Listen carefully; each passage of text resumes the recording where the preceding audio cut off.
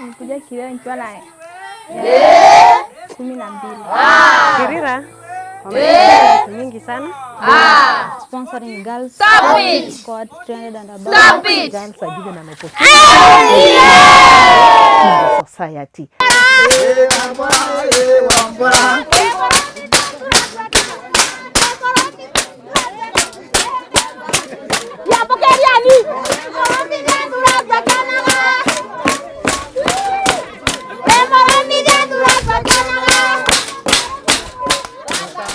Girls attending school and women being empowered to be economically independent is the joy that Kirira Child Welfare Organization has brought to several communities in Kenya.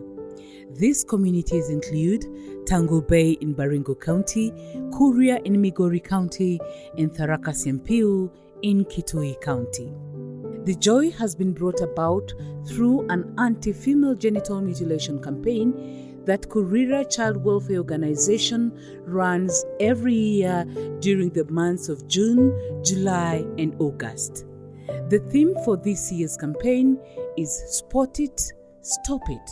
We work to campaign against female genital mutilation.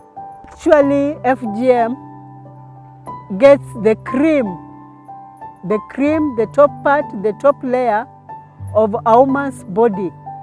And that is what is going to make this girl live in regret and, feel, lose their self-esteem, feel that they are not exactly what they are supposed to be anymore.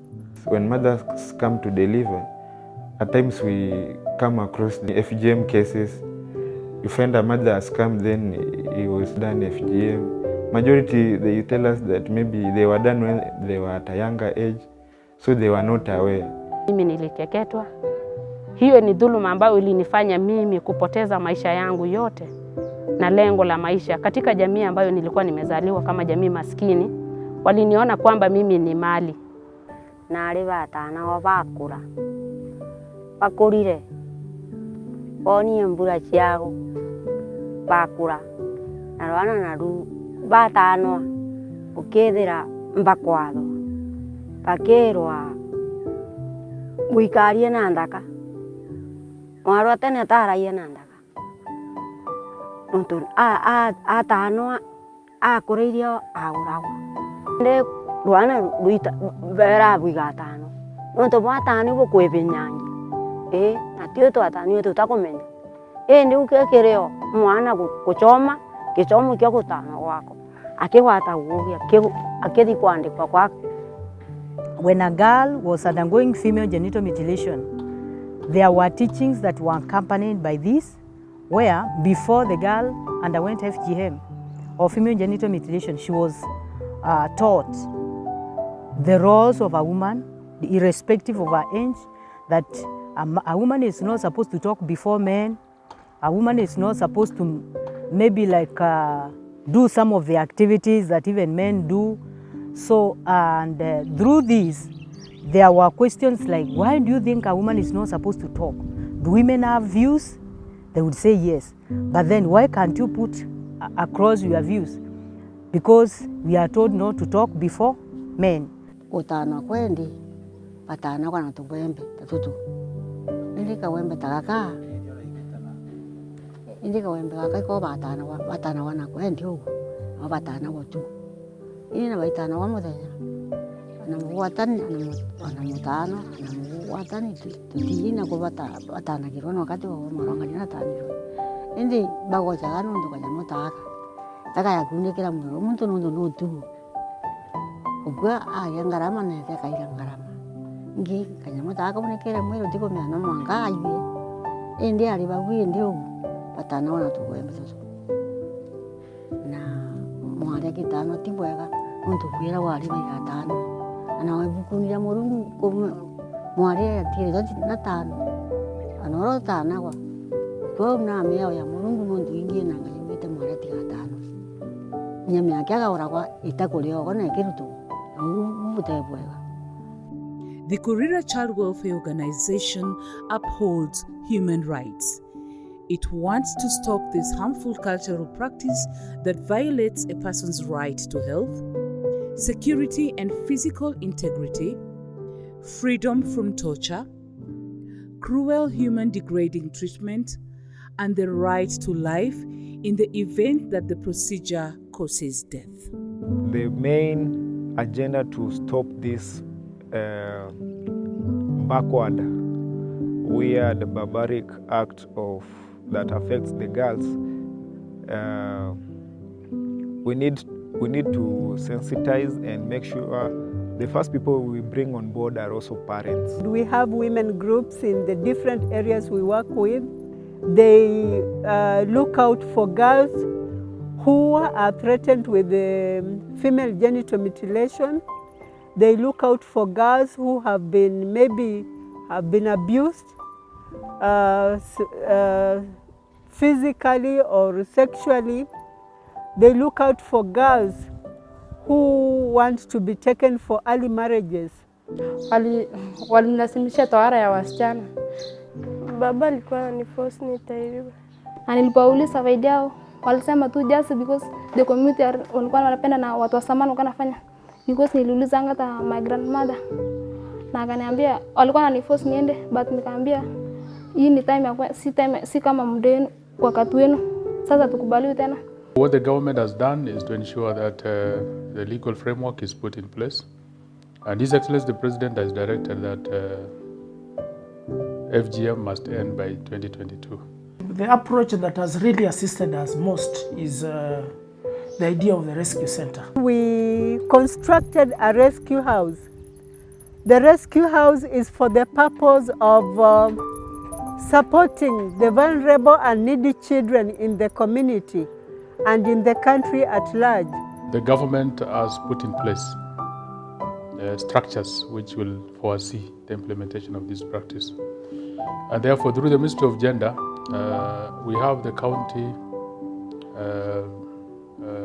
steering committee, which has been revised to bring on board the county government and other agencies operating in the county. When they get such children, they take them to the children's officer or to the police station. And then the police station takes action to find out those who are the culprits. There are some culprits who we have arrested and have been taken to court. We are still pursuing others who have crossed to the neighboring country because they have seen now the consequences are serious. And therefore the message we want to send out there is that it will not be business as usual. We want to enforce the law. The offenses are widely spread. We are not only talking about this person who procures an abortion or who conducts the act on the victims. There is also the issue of me providing my premises for that act to be committed, and that is an offense under the act also. And in particular, Section 22 of the same, me getting someone to come and conduct that act is also, if you're able to prove that indeed person X procured person Y to come and conduct the act on my children or my relatives and so on or so forth. And there are many girls whom we have rescued. Nilitoroka kwa huko nikakuja hapa Churo wakanipata. Askari sasa wakanileta hapa hivi. Some of the children get disturbed and confused at this moment because they are wondering what has happened to their parents, especially if their parents have forced them to go for female genital mutilation and they did not want. They cannot go back to the same parent. They have to seek alternative care elsewhere. We have primaries which have dormitories which we are using. So if we can have a recognized rescue center where we are assured of sustainability of these girls, we'll be able to appreciate so much. Kirira came when Action Aid was almost phasing out. They came with a wonderful program where they are assisting our girls. They pay for them their school fees. They make sure that they pay fee where the girls have been called. And I tell you, it is marvelous. Normally, we will have to give a little support to those families, to give some food, and even sometimes to an extent of clothing. Their homes we have been able to support with even construction of houses, because they are very, very vulnerable and we cannot keep the children in our home. Tulipoungana nao waliweza kutuokolea hata wasichana. Tukaenda Tharaka, tukakaa huko mwezi moja na nusu, na wasichana walikuwa 72. It has done a lot of things pertaining girls, training them, guiding them on the issues pertaining this against the FGM. So most of the girls in the schools have been married in the early ages, and the problems facing the girls when they are still young. Umetufunza kutotayarisha wasichana na tumefurahia hiyo mafunzo sana, kwa sababu watoto wenye wameweza kutufunzia wamefika hata university.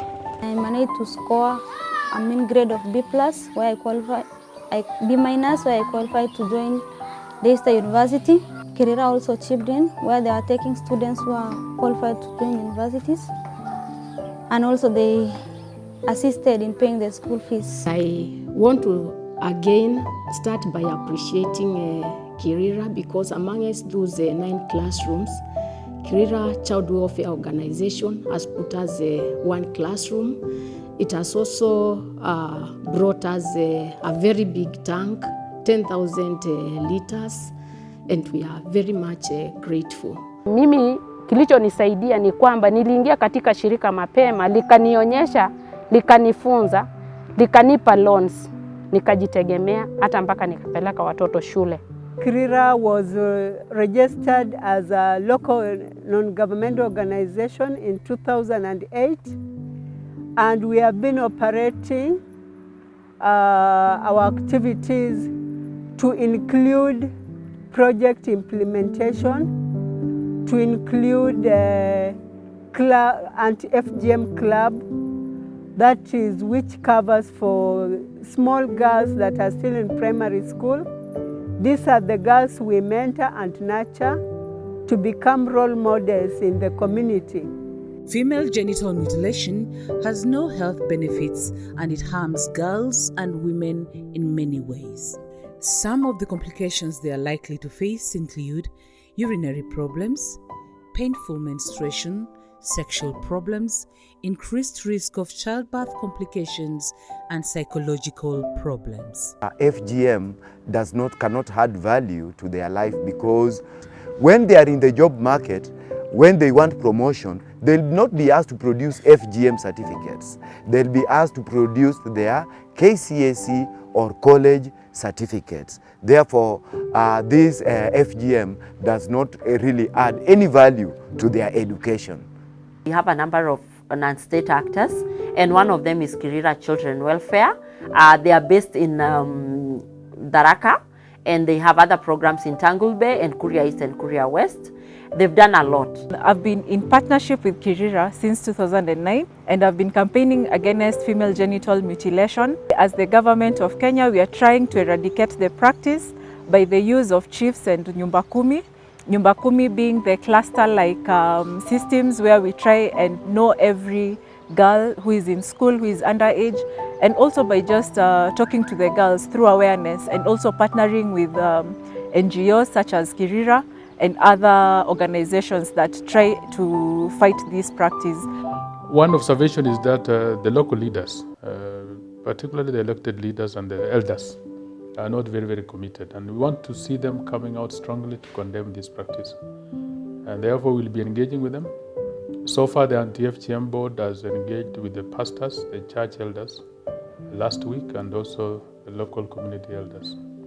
We are also intending as government to engage with the neighboring country so that we can now address the cross-border movement. Time we were starting Kirira, FGM was rampant all the areas of Tharaka. At least all the family, when all the families, girls who are undergoing the FGM all through the cut, from the age of 11 years, even 9 were even joining to the age of 14 years. As the campaign continues for Kirira, the FGM reduced. We have identified the champions who are going to support this cause.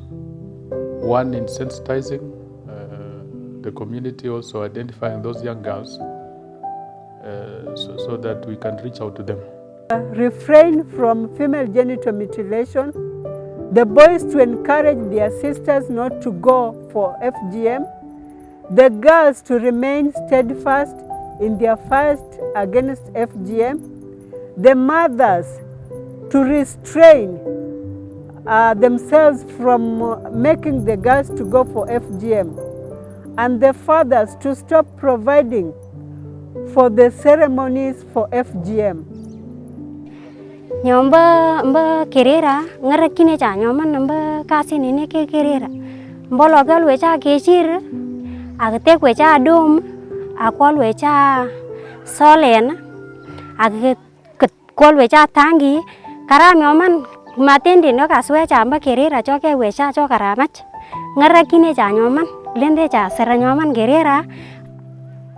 We cannot forget to thank our partners, other organizations that we work very closely with. We cannot forget most sincerely to thank our friends, volunteers, and donors from Spain. My appeal now to organizations working in this is that let's cooperate, let's work together with the government agencies, with the police. 1, in sharing information. 2, we work on sensitization. And then 3, definitely, of course, enforcement. We want to enforce the law and ensure that we eradicate this practice by the year 2022.